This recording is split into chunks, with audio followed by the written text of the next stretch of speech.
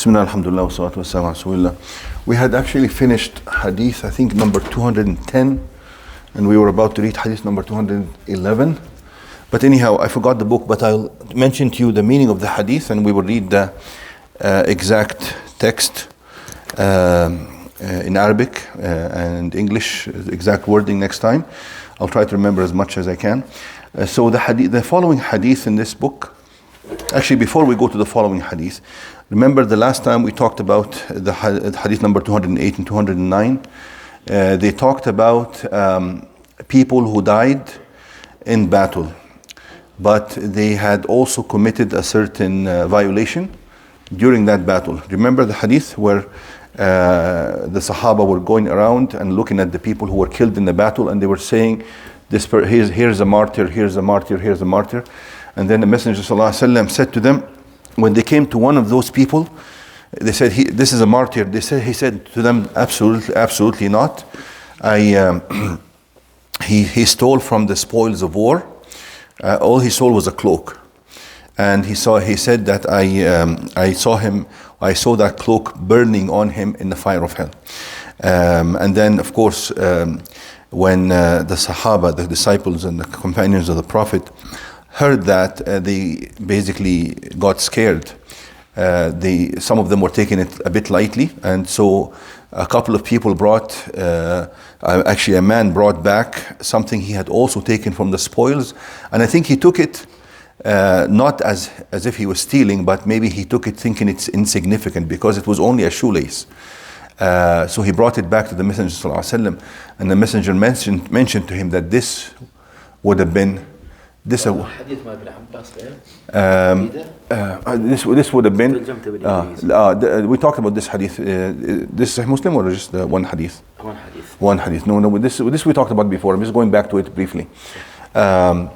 He said to him, this you would have been treated in the same manner should you have kept it. You would have been treated in the same manner should you have kept this thing which you thought was insignificant.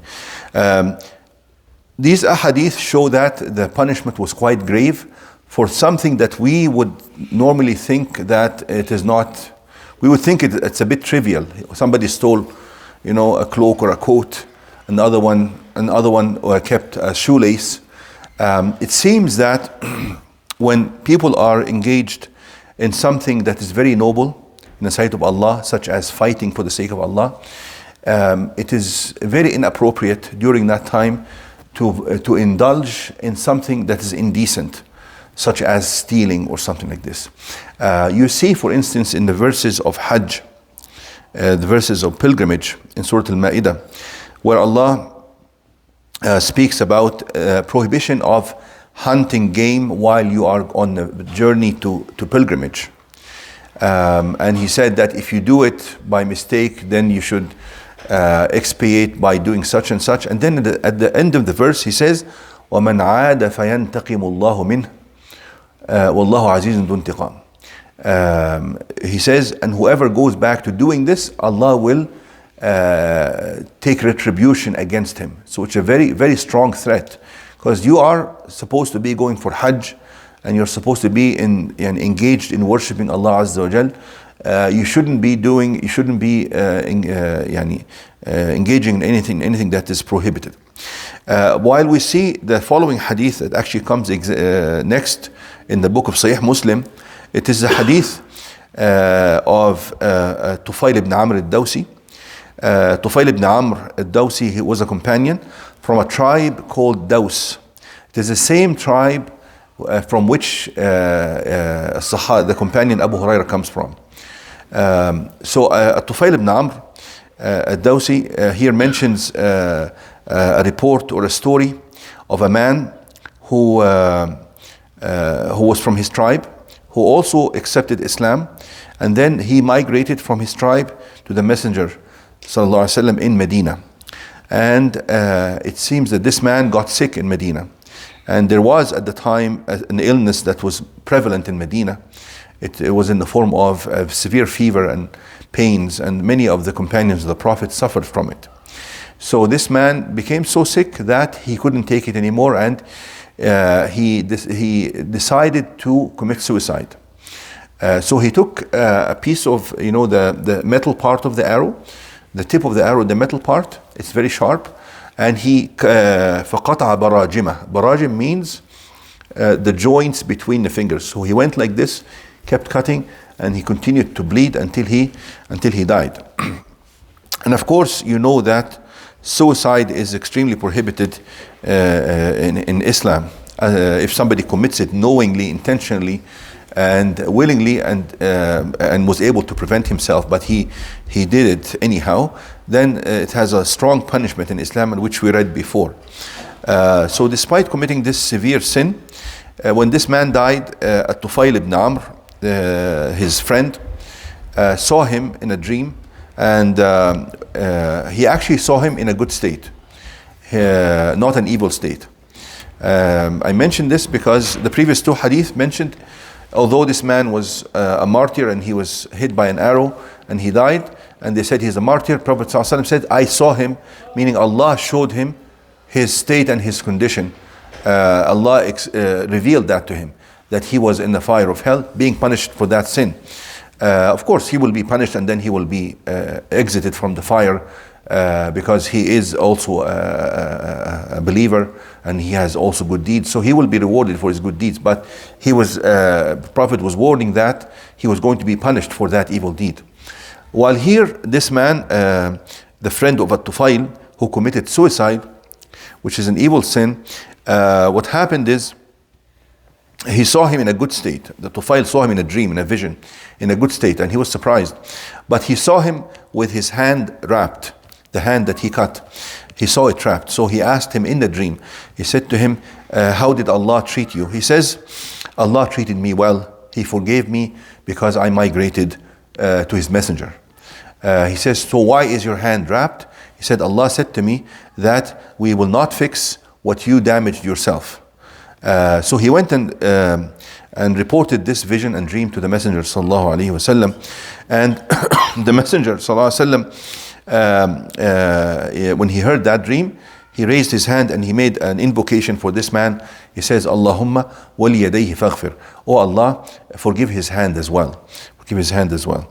So this shows that this hadith is, along with the previous hadith, show that whoever commits a major sin, and dies without repenting from that sin, he is under what is called al-mashi'a.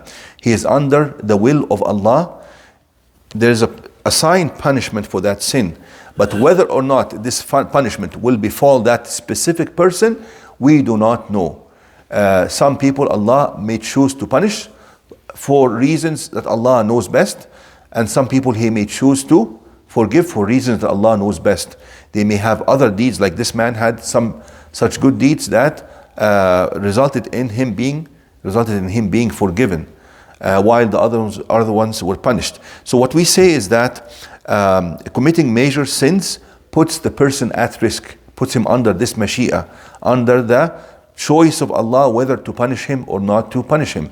That even happens in worldly life. A person may commit a crime, and then he is deserving of a certain punishment. The judge may choose to apply that punishment to him, or he may choose to pardon him, or give him a partial punishment.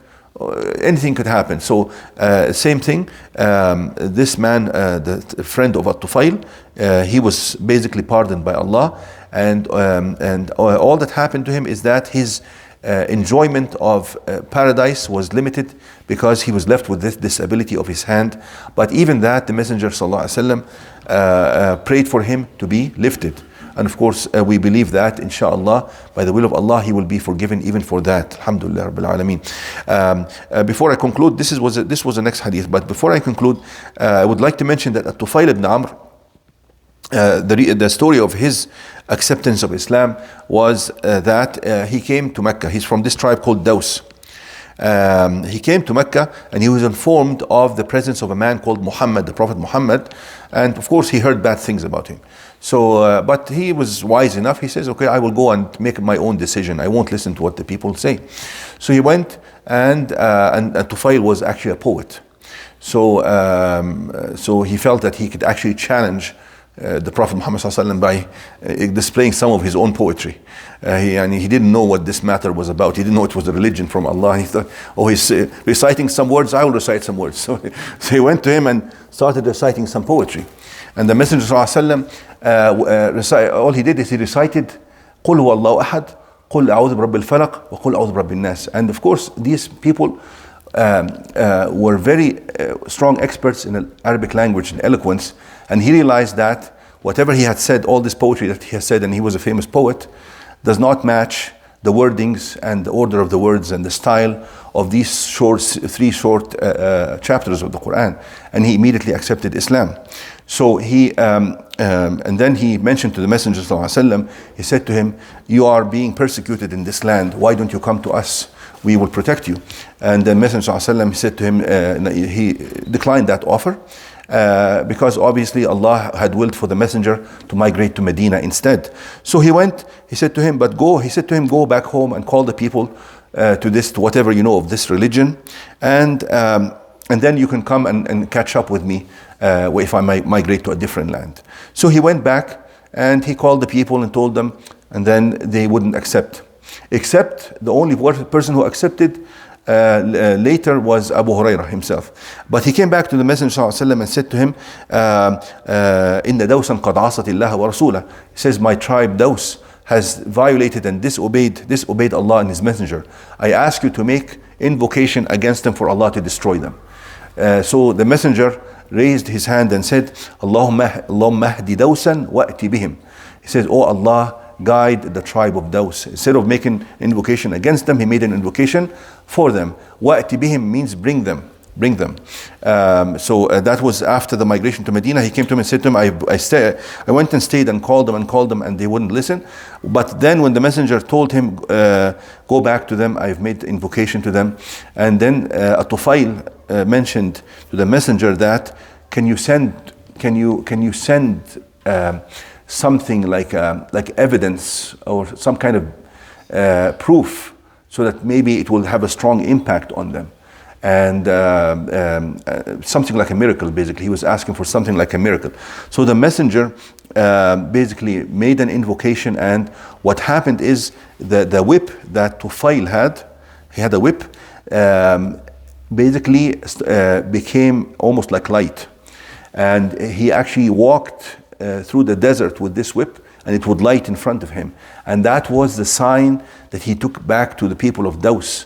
And it was a cause for them to accept. They knew that this is something that is not like out of this world, and they accepted the religion. So basically this is the story of the following hadith. Inshallah tomorrow maybe we can read the wording of it. Stop here.